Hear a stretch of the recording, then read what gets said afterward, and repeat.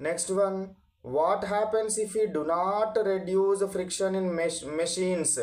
మెషిన్స్లో ఫ్రిక్షన్ని కనుక మనం తగ్గించలేదు అనుకున్నాం అనుకోండి, తగ్గించకపోతే ఏమవుతుంది? If do not reduce friction in machines it will causes overheating and wearing out of moving parts. కదిలే వస్తువులు, కదిలేటివి వీల్స్ లాంటివి ఏవైతే ఉన్నాయో అవి ఎక్కువగా వేడెక్కడము మరియు ఇవి చిరిగిపోవడము, పగిలిపోవడము అట్లాంటివి జరుగుతాయి ఎందులో? మెషిన్స్లో. కాబట్టి తప్పనిసరిగా మనం ఫ్రిక్షన్ని తగ్గించాలి. Next one, right order of the friction. Friction order ఏంది? Static friction is greater than sliding friction is greater than rolling friction.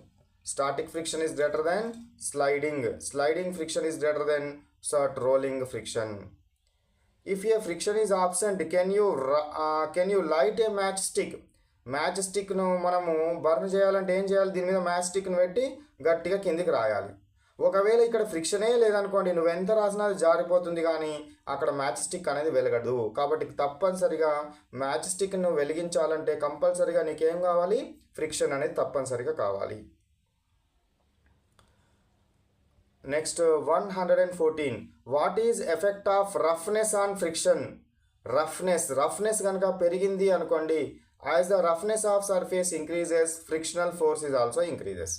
Roughness అంటే బంప్స్ అనేది కనుక పెరుగుతూ ఉన్నట్టయితే, స్మూత్ సర్ఫేస్ ఉందనుకోండి దీనికి ఫ్రిక్షన్ తక్కువగా ఉంటుంది, రఫ్ సర్ఫేస్ ఉందనుకోండి బంప్స్ వల్ల ఫ్రిక్షన్ అనేది ఎక్కువగా ఉంటుంది.